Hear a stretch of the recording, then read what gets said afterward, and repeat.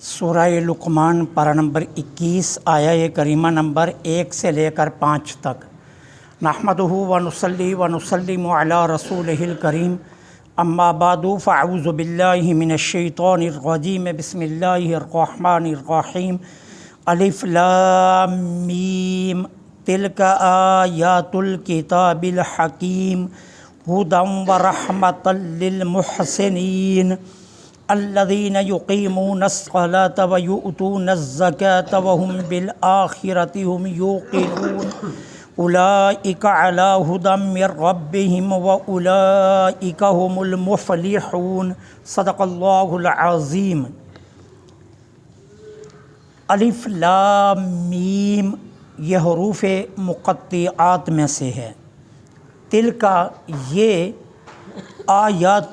آیتیں ہیں کتاب الحکیم، کتاب حکیم کی، ھدن سراپا ہدایت، ورحمتاً اور رحمت ہیں، للمحسنین نیکوکاروں کے لیے، الذین وہ یقیمون الصلاۃ جو صحیح ادا کرتے ہیں نماز، ویؤتون الزکاۃ اور دیتے ہیں زکوٰۃ، ہم بالآخرۃ ہم یوقنون اور آخرت پر پختہ یقین رکھتے ہیں، اولئک یہی لوگ، علی ھدی ہدایت پر ہیں، من ربہم اپنے رب کی توفیق سے، واولئک اور یہی لوگ ہیں، ہم المفلحون جو دونوں جہانوں میں کامران ہیں۔ یہ سورہ لقمان ہے۔ اس کا نام لقمان اس لیے رکھا گیا ہے کہ آگے جب چلیں گے تو اس میں اس لفظ کا یعنی ذکر ہے حضرت لقمان کی حکمت کا، اس لیے ان کے نام سے اس سورت کو منسوب کیا گیا ہے۔ مدینہ طیبہ مکہ مکرمہ میں اعلان نبوت کے بعد نبی رحمت صلی اللہ علیہ وسلم نے 13 برس قیام فرمایا۔ مکہ المکرمہ میں اعلان نبوت کے بعد، ویسے حضور کی کائنات میں تشریف آوری سے جو مکی زندگی ہے وہ ہے 53 سال، تو جو اعلان نبوت کے بعد ہیں وہ ہیں 13 سال۔ تو اعلان نبوت کے بعد جو مکی زندگی ہے اس کے تقریباً درمیان میں یہ سورہ پاک نازل ہوئی ہے۔ اس کے اندر ٹوٹل جو آیات ہیں وہ ہیں 34 اور اس کے رکوع ہیں 4۔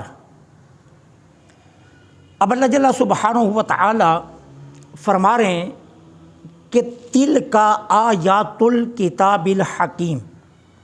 اب اس پوری آیہ مبارکہ میں حکیم کا لفظ قابل غور ہے۔ کہا یہ آیتیں ہیں کتاب حکیم کی۔ حکیم یہاں پر کتاب کی صفت واقع ہو رہا ہے، اور ارباب لغت کا جو عربی کے ارباب لغت ہیں ان کے نزدیک یہ اصول ہے کہ جب لفظ حکیم کتاب کی صفت بنے تو علامہ منظور لسان العرب کے اندر اس کی وضاحت کرتے ہوئے فرماتے ہیں اس کا معنی یہ ہوگا الحاکم لکم وعلیکم، کہ معنی کیا ہوگا حکیم کا کہ قرآن قوت حاکمہ ہے، اس کا ہر فیصلہ دو ٹوک اور بے لاگ ہے۔ اگر تم راستی پر ہو، سچائی پر ہو، اگر تم حقیقت پر ہو، اگر تم ہدایت پر ہو تو قرآن کا فیصلہ تمہارے حق میں آئے گا، اور اگر تم راہ ہدایت سے اعراض کرنے لگو اور تم راہ ہدایت کو چھوڑ دو اور راستی اور سچائی کے طریقوں سے منہ موڑ لو تو قرآن فوراً تمہیں اپنی غلطی کا احساس دلائے گا، اور قرآن فوراً تمہیں نتیجہ بد پر متنبع کرے گا۔ اس لیے کہا یہ آیتیں ہیں اس کتاب حکیم کی کہ جو تمہارے ہاں قوت حاکمہ رکھتا ہے۔ اب اگر تم اچھائی اور برائی کو جاننا چاہتے ہو، یہ جاننا چاہتے ہو کہ میں ہدایت پر ہوں یا میں ہدایت پر نہیں ہوں، یا میں راستے پر ہوں یا نہیں ہوں، میں سچائی سے وابستہ ہوں یا نہیں ہوں، تو آسان ترین فیصلہ کیا ہے کہ تم اپنی زندگی کو قرآن سے جوڑ کر دیکھو۔ اگر تمہاری زندگی قرآن سے جڑی ہوئی ہے تو پھر سمجھ لو کہ قرآن کا فیصلہ تمہارے حق میں ہے۔ لیکن اگر ایسا نہیں ہے تو پھر قرآن تمہیں بتا رہا ہے کہ تم غلط ہو، تمہیں متنبع کر رہا ہے قرآن کہ تم اب راہ ہدایت سے بھٹک چکے ہو۔ اب اس کے بعد فرمایا ہدن و رحمتن، یہ دو لفظ اگر آپ سمجھ لیں تو آپ کو پوری زندگی کا نصاب سمجھ میں آ جائے گا۔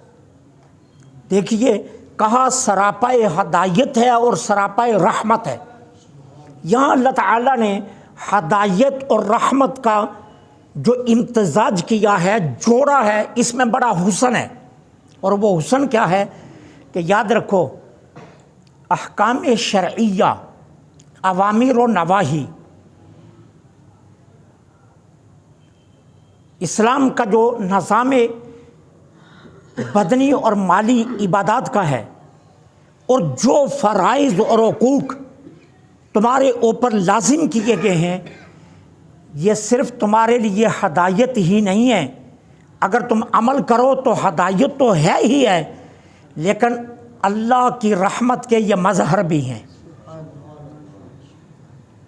تمہیں اس پر چل کر دیکھو، ہدایت تو تمہارا مقدر بنے گی، لیکن اس کی وجہ سے اللہ کی رحمت بھی تمہارے اوپر نازل ہوگی۔ کہا یہ ہدایت بھی ہے اور رحمت بھی ہے کہ اسلام کا نظام مالی دیکھ لو، اسلام کا نظام بدنی جو عبادات کا ہے وہ دیکھ لو، اسلام نے جو تمہیں حکم دیے، جن کاموں سے روکا ہے، اسلام نے جو حقوق اور فرائض بیان کیے ہیں، ان پر عمل کر کے دیکھو، ہدایت تو تمہیں ملے گی ہی ملے گی، لیکن اس کے ساتھ اللہ کی رحمت بھی تمہیں ملے گی۔ صرف یہی نہیں ہے کہ ہدایت مل جائے، ساتھ رحمت بھی تمہارا مقدر بن جائے گی۔ اور اس کے بعد فرمایا للمحسنین، یہ ہدایت اور رحمت اگرچہ قرآن کا آفتاب ہدایت انسانی زندگی کے گوشے گوشے کو منور کر رہا ہے، اور گوشے گوشے میں اجالا پھیلا رہا ہے، اور گوشے گوشے کو روشن کر رہا ہے، لیکن ہر کسی کے مقدر میں یہ نہیں ہے۔ اس قرآن سے استفادہ وہی کرتے ہیں جو محسنین ہیں، جو نیکوکار ہیں، جو نیکوکار ہیں۔ آسان ترین اس کو یوں سمجھ لو، ڈاکٹر تو دوائی سبھی کو دیتا ہے نا، لیکن ڈاکٹر کی دوائی کا استفادہ اسی کو ملتا ہے کہ جو کیا کرتا ہے، ساتھ پرہیز بھی کرتا ہے، ڈاکٹر کے بتائے ہوئے اصولوں پر بھی عمل کرتا ہے۔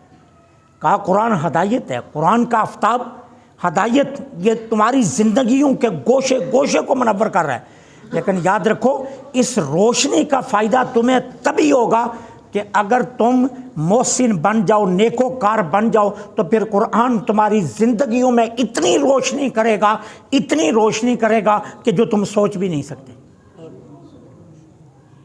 پیچھے میں نے عرض کیا تھا کہ جب زلیخا حضرت یوسف علیہ السلام کو 7 کوٹریوں میں لے گئی، اور ایک کوٹری سے اندر گئی تو دروازہ مقفل ہو گیا، تالا لگ گیا، اگلی میں لے گئی، مقفل ہو گیا، 7 کوٹریوں میں تالے لگے، اور جب 7ویں کوٹری میں پہنچی تو وہاں اس کا بت پڑا ہوا تھا جس کی وہ عبادت کیا کرتی تھی، تو موٹا کپڑا لیا اور اپنے بت پر ڈال دیا، اور ڈالنے کے بعد کہنے لگی یوسف اب تو میری تمنا پوری کر دو،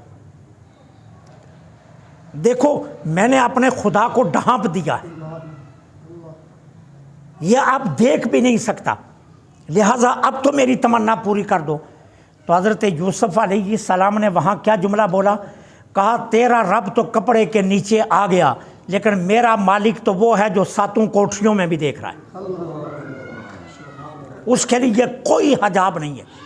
یوسف علیہ السلام کے یہ جملے تھے کہ اس کمرے میں اتنا نور برسا کہ ذرہ ذرہ روشن ہو گیا، اور آتف سے آواز آئی، ہمارے یوسف تم چلنا شروع کرو، جس دروازے کی سمت آؤ گے وہ کھلتا جائے گا۔ کہا تم محسن بن جاؤ، تم نیکوکار بن جاؤ، پھر دیکھو قرآن تمہاری زندگیاں کیسے روشن کرتا ہے، پھر تم دیکھو تمہاری زندگیوں میں اجالا کیسے آتا ہے۔ شرط یہ ہے کہ تم محسن بن جاؤ، نیکوکار بن جاؤ۔ اب محسنین کی علامات بیان کی جا رہی۔ محسنین کون ہیں؟ الذین یقیمون الصلاۃ، جو نماز کو صحیح ادا کرتے ہیں۔ اب صحیح ادا کرنا کیا ہے؟ نماز کو وقت پر، اس کی تمام شرائط سمیت ہمیشہ پڑھنا، یہ ہے نماز کو صحیح ادا کرنا۔ لباس پاک ہو، جگہ پاک ہو، نیات میں اخلاص ہو، وضو کامل ہو، ارادوں میں اخلاص ہو، دکھلاوا نہ ہو، ریاکاری نہ ہو، دنیاوی منفعتیں مقصود نہ ہوں، خالص اللہ کی رضا کے لیے، مقصد اللہ کی رضا ہو۔ حضرت بایزید بستامی فرماتے ہیں مجھے اللہ کی عزت کی قسم، میں نے ایک نماز بھی نہ یہ سمجھ کر پڑھی ہے کہ اس کا ثواب ملتا ہے، اور نہ یہ سمجھ کر پڑھی ہے کہ مجھے جہنم سے آزادی ملے گی۔ کہتے ہیں میں نے ایک نماز بھی اس مقصد کے لیے نہیں پڑھی، نہ جہنم سے بچنے کے لیے اور نہ ثواب حاصل کرنے کے لیے۔ میں نے صرف نماز پڑھی ہے تو کس لیے کہ نماز سے میرا اللہ راضی ہوتا ہے۔ کہتے ہیں میں نے نماز اس لیے پڑھی، میں نے ایک نماز بھی ثواب اور عذاب سے بچنے کے لیے نہیں پڑھی ہے، اس لیے نماز پڑھی ہے کہ میرا اللہ نماز سے راضی ہوتا ہے۔ تو اس کو کہتے ہیں صحیح نماز ادا کرنا، وقت پر پڑھنا، اور باوضو تمام شرائط سمیت، اور ارکان میں تعدیر رکھنا، ٹھہر کر ارکان ادا کرنا۔ جس طرح زمین پر گرے ہوئے دانے مرغ چنتا ہے اس طرح نہیں، پوری تسلی کے ساتھ ہر رکن ادا کرنا۔ یہ ہے محسنین کا طریقہ، یہ ہیں وہ محسنین۔ وَيُؤْتُونَ الزَّكَاةَ، اور اگر صاحب استطاعت و صاحب نصاب ہیں تو پھر وہ زکوٰۃ ادا کرتے ہیں۔ یہ محسنین کی نشانی ہے۔ کیا مطلب؟ زکوٰۃ کی ہمت اللہ صرف اس شخص کو دیتا ہے جس کے دل میں دولت کی محبت نہیں ہوتی۔ میں بار بار کہتا ہوں، دولت کمانا منع نہیں، دولت جمع کرنا منع نہیں ہے، دولت کی محبت سے روکا گیا۔ جب دولت کی محبت دل میں پیدا ہوتی ہے پھر انسان تباہی کی طرف جاتا ہے۔ دولت کی محبت دل میں کسی صورت میں نہیں ہونی چاہیے۔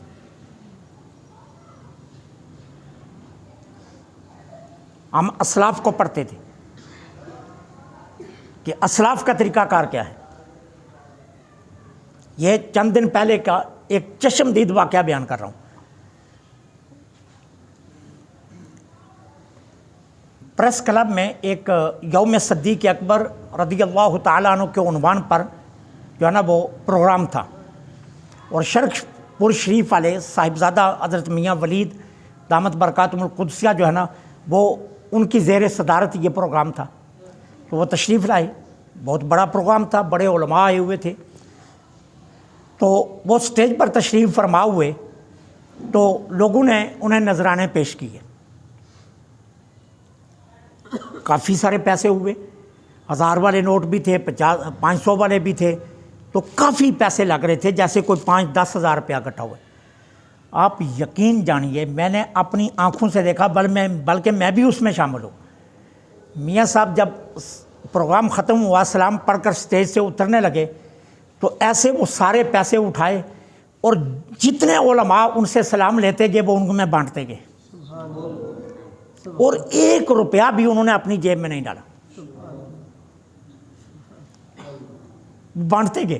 اچھا میں جان بوجھ کر میں پیچھے کھڑا ہو گیا، تو وہ جو ہے نا علامہ ریاض کھرر صاحب کو کہنے لگے وہ مفتی قاسم صاحب کدھر ہیں؟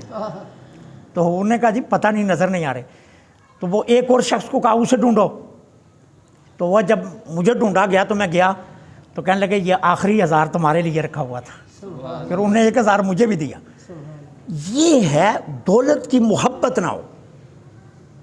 دولت جمع کرنا منع نہیں ہے، جب مقصد یہ ہو کہ میں جمع اس لیے کرتا ہوں کہ میں زندگی میں محتاج نہ ہوں، اور دوسرا یہ ہے کہ اگر کوئی اللہ کا بندہ مجھ سے مانگنے آ جائے تو میں اس کی مدد کر سکوں.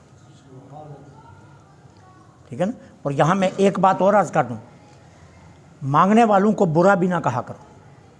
ہمارے بعض دوست برا کہتے ہیں، یار صرف الفاظوں پر دیکھا کرو، جو کہہ رہا نا اللہ کے نام پر دے دو، پھر تم اس کے الفاظ دیکھو، اس کی حالت کو نہ دیکھو. الفاظ کو دیکھا کرو کہ وہ کس کے نام پر مانگ رہے ہیں. تم نے لاج جو رکھنی ہے وہ الفاظوں کی رکھنی ہے، اور کسی غریب کو دیکھ کر مت کبھی برا کہنا. یہ یاد رکھنا. امیر تو طاقت والا ہے ہی ہے نا، طاقت والا تو طاقت والا ہے، لیکن سچ پوچھو تو غریب سب سے بڑا طاقت والا ہے. اتنا امیر طاقت والا نہیں جتنا غریب طاقت والا ہوتا ہے. کیوں؟ میرے آقا فرماتے ہیں جس کا کوئی نہیں اس کا میں ہوں. تو آپ اندازہ کرو وہ کتنا طاقت والا ہے. میرے آقا فرماتے ہیں جس کا کوئی نہیں ہوتا اس کا میں ہوتا ہوں. تو خود اندازہ کرو وہ کتنی طاقت والا ہے. اس لیے کسی کو برا نہ کہا کرو. تو اگر اس نظریے سے دولت کو اکٹھا کرتا ہے کہ میں غریبوں کی مدد کر سکوں، میں زکوٰۃ دوں، میں اسلام کی خدمت کر سکوں، تو پھر منع نہیں ہے. لیکن دولت کی محبت کسی صورت میں بھی دل میں نہیں ہونی چاہیے.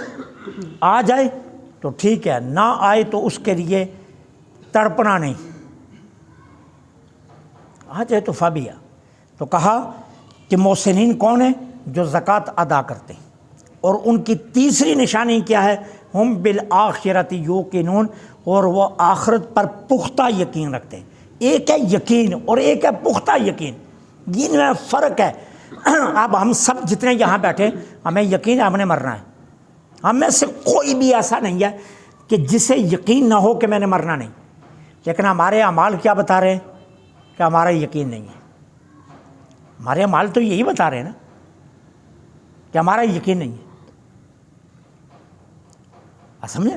جن کو یقین ہو پختہ، ٹھیک ہے، اور انہیں پتہ ہو کہ اللہ کی بارگاہ میں ایک ایک چیز کا حساب دینا ہے، یارو وہ تو اپنے لیے ایک گٹھڑی سامان ہی کافی سمجھتے ہیں ساری عمر کے لیے. ایک گٹھڑی سامان وہ اپنے لیے ساری عمر کے لیے کافی سمجھتے ہیں. وہ اس سے زائد تو جمع نہیں کرتے، اس سے زائد کا سوچتے بھی نہیں ہیں. جنہیں یہ ہو کہ میں نے جواب دینا ہے اللہ کی بارگاہ.